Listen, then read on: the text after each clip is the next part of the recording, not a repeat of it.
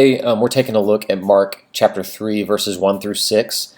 And again, this is another time where Jesus was kind of having conflict with the Pharisees because of the Sabbath day. Okay, and we're going to see Jesus actually get angry here. I want you to imagine, like, what do you think Jesus would be like angry? Maybe you've always pictured Jesus as being this kind of soft-spoken, sort of gentle guy, which, he could be that at times, but he also, I think, felt deeply and passionately about things he saw as being wrong. And so today we're going to see him be angry. So another time, Jesus went into the synagogue, and a man with a shriveled hand was there. Some of them were looking for a reason to accuse Jesus, so they watched him closely to see if he would heal him on the Sabbath. Jesus said to the man with the shriveled hand, "Stand up in front of everyone." Then Jesus asked them, "Which is lawful on the Sabbath, to do good or to do evil, to save life or to kill?" But they remained silent. He looked around at them in anger and deeply distressed at their stubborn hearts, and he said to them, "Stretch out your hand." So he stretched it out, and his hand was completely restored. Then the Pharisees went out and began to plot with the Herodians how they might kill Jesus. So, at the beginning of the story, already people are so upset with Jesus because he's sort of not doing things the way they expected, and kind of just sort of being an authoritative teacher. I think sometimes people don't like it when someone comes in with authority. So they're looking for a reason to accuse him of doing something wrong. That's kind of where they're starting already. And so this man with a shriveled hand, we don't know if it's because of some deformity or maybe some kind of injury or some kind of disease, but he's got a hand that is crippled and shriveled, and he's in the synagogue. And the crazy thing is, these people looking to accuse Jesus, probably the Pharisees, they don't seem to care about this man at all. This crippled man is just a pawn in their game. They're almost just using him to get at Jesus. It's almost like if Jesus does something good for this man, we will use it against Jesus and be upset with him. And Jesus perceives this in some way. I think he can just, if you've ever been in a situation where you can just tell someone is upset with you, even though they don't want to say it. That's what Jesus is walking into here, and he knows the Pharisees are upset, and they know they're kind of looking, and he knows that they are looking to trap him. And so instead of doing this kind of secretly, or asking the crippled man to stand, let's go behind the building and I'll heal your hand. Jesus says to that man, "I want you to stand up in front of everyone because I want everyone here to see this." And then Jesus looks at the Pharisees and he almost calls them out, and he says, "Okay, what is lawful? You're talking about being lawful on the Sabbath. What is lawful? Doing good or doing evil? Saving life or killing it?" And they didn't have anything to say at that point. Jesus said, "Okay, you experts, you were supposed to have read the Bible in the Old Testament, and you're trying to accuse me of not following the Sabbath.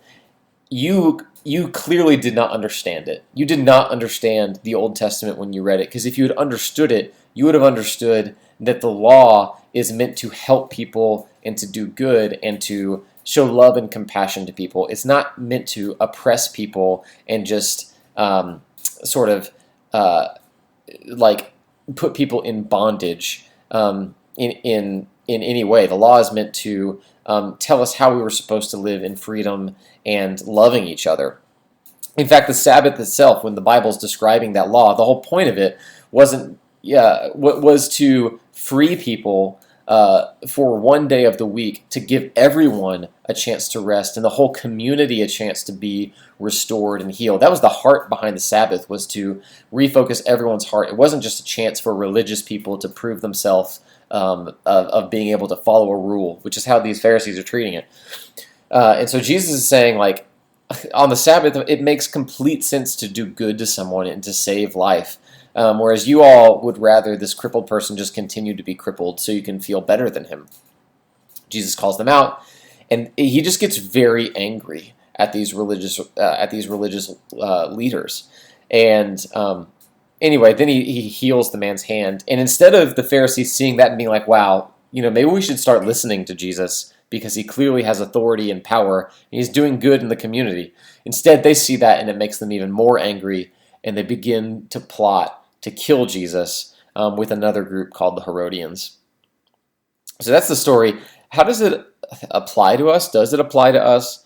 I will say this. I think all of us have groups of people that we have a tendency to look down on and to look for a reason to accuse. The same way the Pharisees were looking for a reason to accuse Jesus, I think we can sometimes look at the world around us and have people we dislike and look for a reason to accuse them.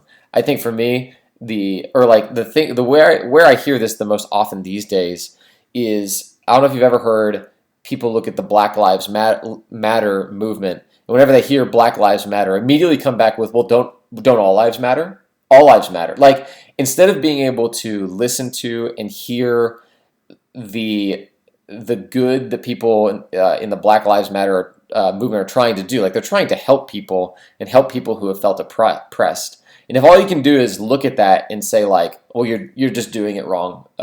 All lives should matter. Like, if that makes sense. If all you can do is criticize, that's the heart that the Pharisees have here. All they can do is look at reasons to criticize Jesus. They're not looking at how Jesus is helping people and trying to free people from oppression and bondage. And sometimes I think we can do the same thing, is like all we can do is be critical instead of like looking to see, okay, what is the heart behind what's happening here, and how can we try to love people and steer people and guide people toward God and his heart for people. Seeing people the same way God sees them and treating them that way, I think, is what Jesus would want and what we should strive for too. And so anyway, yeah, that's Mark chapter 6, verses 1 through 6. Or Mark chapter 3, 1 through 6. Anyway.